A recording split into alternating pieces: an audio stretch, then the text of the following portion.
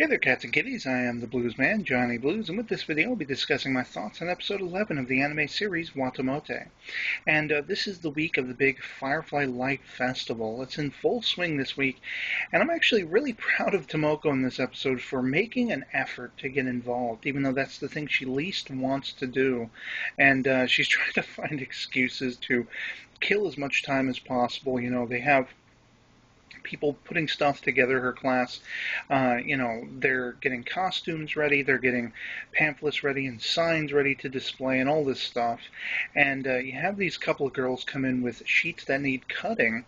So she figures, I'm going to play it safe. I'm going to get involved, but I'm also going to kill time so I don't have to do anything else that I don't want to do. And she ends up, sort of inadvertently getting stuck in a corner because these girls also figure they'll have a couple of the guys in the classroom help her, who also aren't doing anything.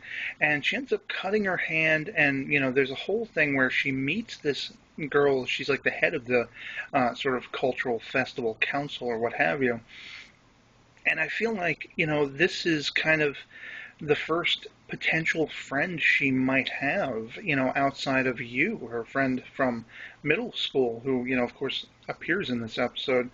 This girl, I forget her name or if it was even mentioned, but it seems like at every turn she's looking out for Tomoko. And I almost have to wonder if there's a level of, she sees in Tomoko an aspect of herself, maybe. Maybe she recognizes that Tomoko's really nervous and really skittish about all these things, getting involved and everything. Because by the end of it, of course, it all culminates. I'll get to that in a minute, though. Of course, she bangs into this girl, though, on her way to the nurse to get her hand patched up, which is bleeding pretty profusely, I have to say, and just for a little, nick wound or what have you. But she calls her friend you, and she's like, are you going to be stopping by? I'm going to be cosplaying. I'm going to be handing out, serving drinks and kind of acting like a waitress, that kind of thing. And her friend's like, well, I can't be there on the first day, but I'll be there on the second day. So now she's stuck going both days. But she's made it, she's kind of resigned herself to the idea of going to make this as fun as possible, whatever I have to do.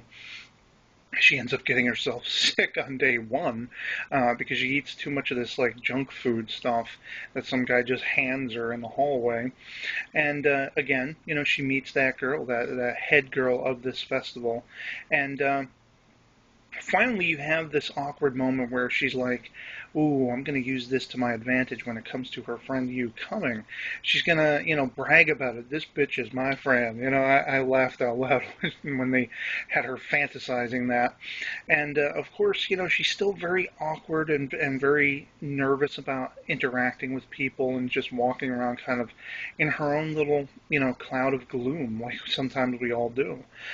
Being outsiders or feeling like, you're not part of the party, you don't want to be necessarily, and that's the thing. She wants to be home rather than partaking in the event. But once you is there, she finds a level of, wow, I can really have fun. And this is weird. This is strange. And she gets a little pervy with her again, fantasizing about grabbing her butt or her boob and everything, which again is just hilarious. That's the quirk of Tomoko that I think is hilariously funny.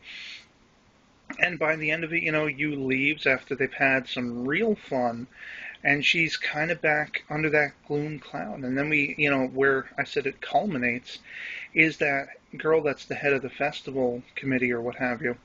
She gets that costume, that big bear costume that's handing out balloons, and she goes up specifically to Tomoko, hands her a balloon, and hugs her. And it's playing back on the fact that when you first arrived, she hugged Tomoko as well.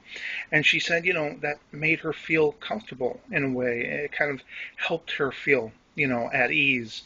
And I just thought it was really awesome how it all was brought home with that, to find at the end of the episode she really has a friend in a complete stranger, but that may be someone who relates to her. And I hope that they're going to build off that. I know there's only probably one or two episodes left, so they can't build too far. But it was a great episode one way or the other, and I can't wait to see how the series is going to finish out. I'd love to hear from you guys in the comments below what you thought of this episode if you've seen it. Otherwise, that'll be it for me, and I'll catch you later. Peace.